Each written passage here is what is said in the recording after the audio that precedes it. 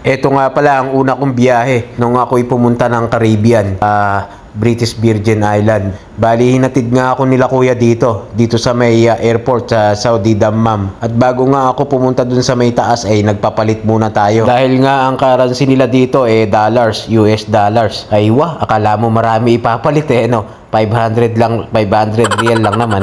Kasi nga po doon sa may taas ay walang money changer. Dito lang po sa may baba yun. Kaya sinamahan na ako ni kuya. At hindi na rin tayo nagpa-video at bawal na nga po doon. Siyempre, pagkatapos namin magpalit nila kuya ng real to dollars, eto, pinarap ko na yung gamit ko. Bali, 30 real ang bayad dito. Buti may natira pa ako sa STC ko.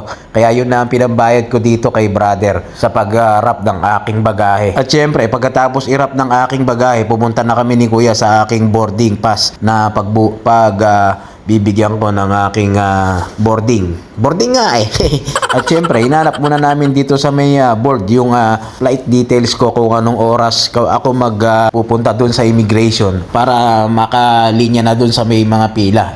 Medyo matagal pa kaya yun, nag-ikot-ikot muna kami ni kuya bago makapunta ron. At pagkatapos nga nun, ng ikot-ikot namin, punta na kami dun sa may immigration. At ibibigay ko na nga dun sa immigration lahat ng mga requirements ko. At pagkatapos dun, medyo napasa naman dahil nga may exit visa na ako.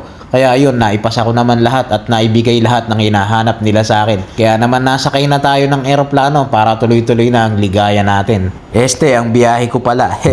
At doon nga pala sa immigration ay napakadaming hinanap sa akin kung ano yung purpose ko kung bakit ako pupunta ron sa Caribbean. At talagang ang hinanap nila ang mga detalye ko doon. At hinanap din nila ang aking mga permit at working visa. At dahil kumpleto naman yung ating mga detalye at ang ating mga papeles, wala naman naging problema.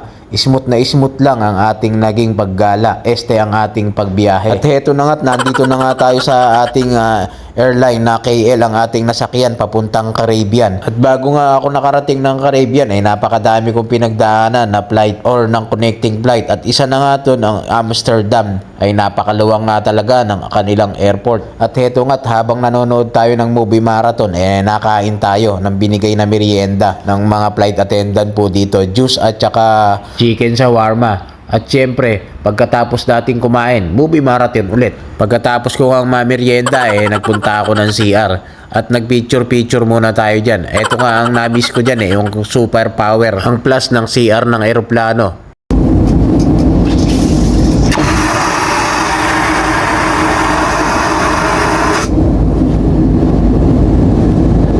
Matagal na rin ako napapaisip dyan mga kabayan Saan ba napupunta yung tubig niyan pagka pinaplas? Nalilipad kaya sa Aerion?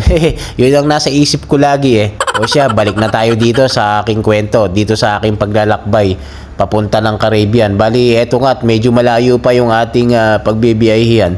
Nasa 8 oras mahigit ang biyahe ko simula dito sa may Saudi Dammam hanggang Amsterdam. At habang wala pa yan, syempre, eto, movie marathon muna tayo. Sabay food trip. At pagkatapos nga ng ating kainan na yan, eto, pababa na tayo at malapit na yung ating destinasyon sa may Amsterdam. Kaya naman malapit na tayo, pinatay ko na yung ating pinapanood na yan. Napakasakit nga sa tenga, nakakabingi pagka pababa ng eroplano.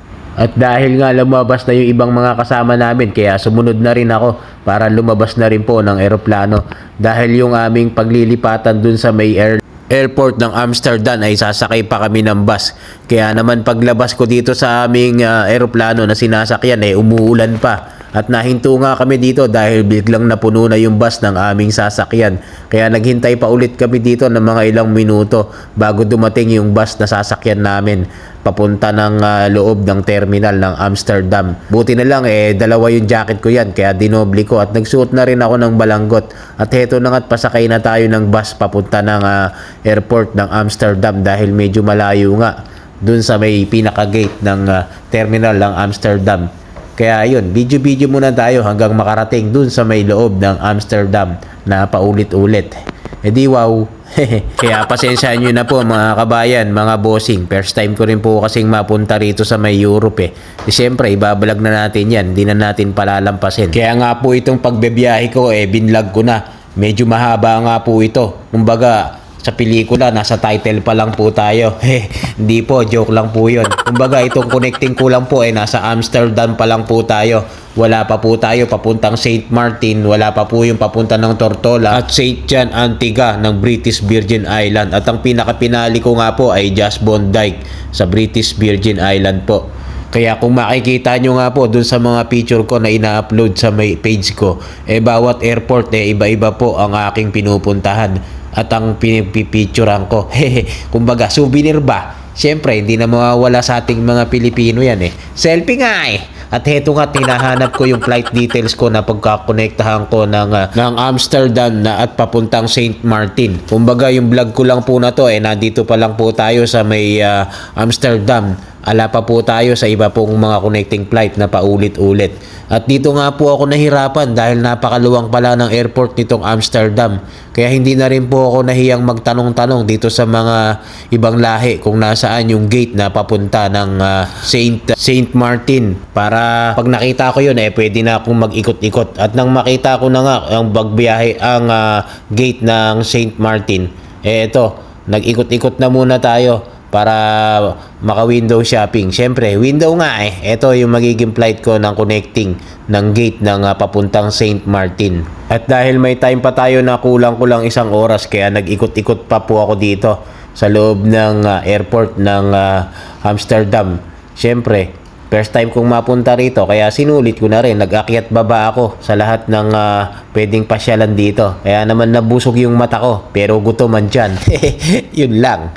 At dahil kulang na rin ako sa time, kaya naman pagkatapos kong mag-ikot-ikot, kahit hindi ko naikot lahat, balik na rin ako dun sa may connecting ang flight ko dahil nga po malapit na mag-time. Kaya yun, next time na lang ulit kung may time pa. Di wow.